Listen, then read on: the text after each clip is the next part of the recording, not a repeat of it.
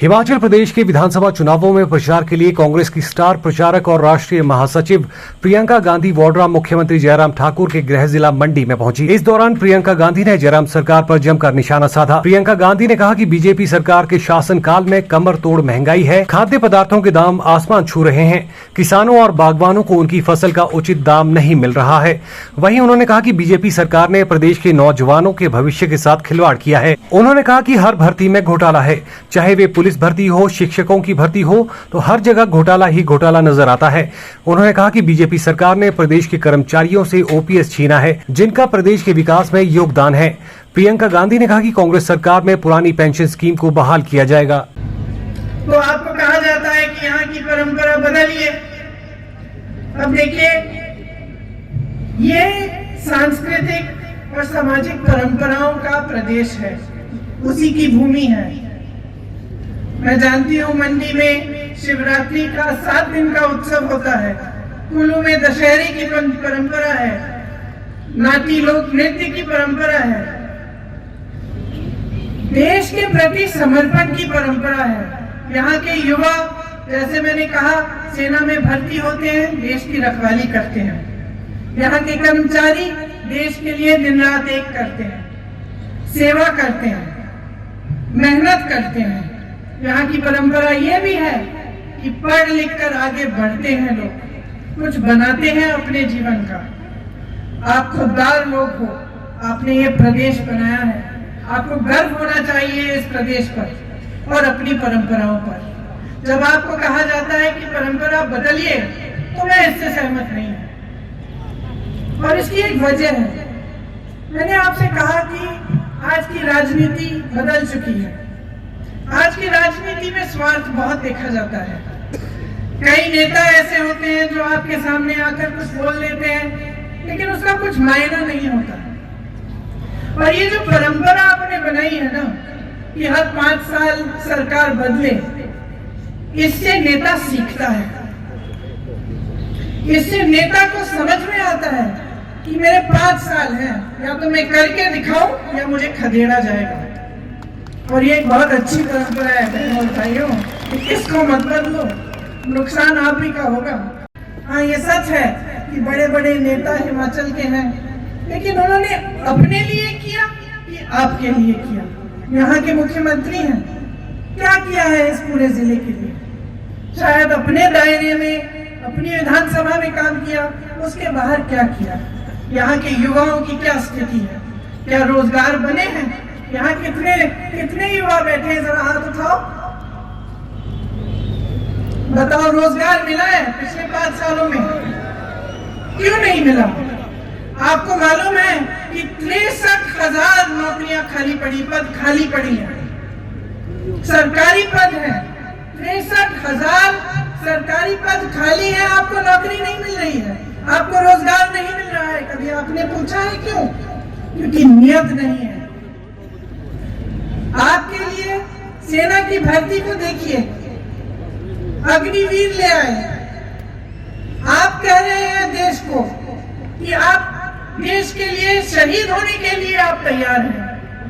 आप कह रहे हैं आप जाके सरहद पे खड़े होंगे हमारे लिए, और ये सरकार कह रही है कि ठीक है, आपको ना पेंशन मिलेगा, आपको ना कोई रैंक मिलेगा, 4 साल बाद आप घर लौट जाओ।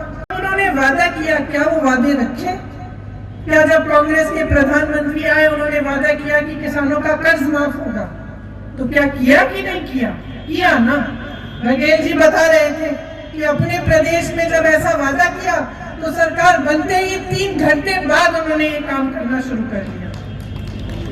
आज हिमाचल में हम कह रहे हैं कि जब मंत्रिमंडल पहली बार मिलेगा, अगर हमारी सरकार बनेगी, उसी मीटिंग में ये घोषणा आएगी, उस मीटिंग में से निकलकर कि पुरानी पेंशन आपको वापस मिलेगी।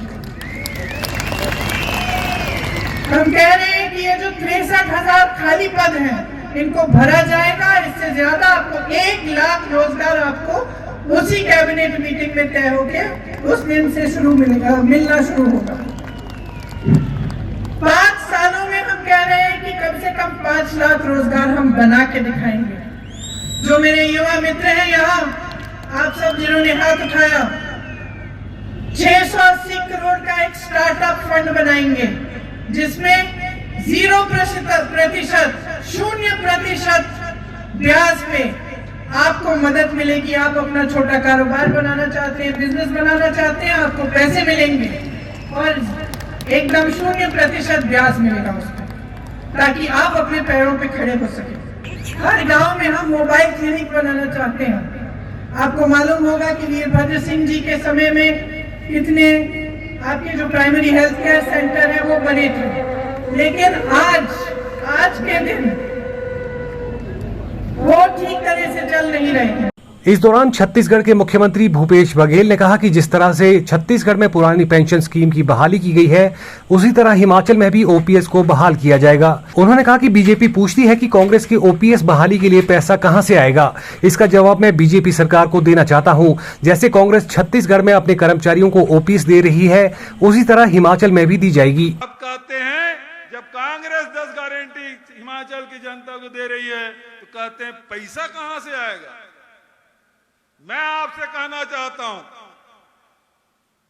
2018 में राहुल गांधी जो अभी भारत जोड़ो यात्रा में निकले हैं, बेरोजगारी, महंगाई और नफरत के खिलाफ लड़ाई लड़ने के लिए 1300 किलोमीटर से अधिक यात्रा कर चुके हैं। वो 2018 में राहुल जी हमारे नेता छत्तीसगढ़ गए थे। वहां के किसानों से जो वादा किया, वहां के मजदूरों से वादा किया, वहां के आदिवासियों से जो वादा किया, आज पूरा हो रहा है। किसानों से वादा किया था कि 2500 रुपया क्विंटल में धान खरीदी करेंगे। 2500 तो राहुल जी ने कहा था, पहले साल दिए भी, केंद्र सरकार ने डंगा लगाया, आप बोनस दे रहे हो, आपके धान हम नहीं लेंगे, चावल नहीं लेंगे। हमने राजीव गांधी किसान न्याय योजना लागू की, 4 किस्तों में हम देते हैं। पहला 20 अगस्त राजीव जी की जयंती, 21 मई, पहला 21 मई राजीव जी की शहादत दिवस, 20 अगस्त राजीव जी की जयंती, 1 नवंबर हमारे छत्तीसगढ़ के राज्य स्थापना दिवस और 31 मार्च साल का आखिरी, 4 किस्त में देते हैं। अभी चूंकि दीपावली 24 अक्टूबर को हुआ, हमने अपने किसान भाइयों से कहा कि हम दीपावली से पहले देंगे। कुछ किसान हमारे पार्टी के कार्यकर्ता भी हैं, किसान भी हैं, ये आए हैं 17 अक्टूबर को। छत्तीसगढ़ के किसानों, मजदूरों, गौपालकों को 2000 करोड़ रुपया वितरण किए, आप पता कर लीजिएगा। सही बात बोल रहा हूं कि नहीं बोल रहा हूं? कुछ मंच में बैठे हैं हमारे छत्तीसगढ़ के। तो जो वादा राहुल जी ने किसानों से किया था, जो वादा गौपालकों से किया था, जो वादा वहां के आदिवासी और मजदूरों से उन्होंने किया था, वो सारे वादे 1 साल नहीं, 2 साल नहीं, 3 साल नहीं, ये 4था साल बीत रहा है। 4 साल हमने वादा पूरा किया है। कोरोना काल में भी किसानों को पैसा हमने दिया है। जब छत्तीसगढ़ में हम दे सकते हैं, हिमाचल में क्यों नहीं हो सकता? हो सकता है कि नहीं हो सकता है? आपको कांग्रेस पर विश्वास है कि नहीं है?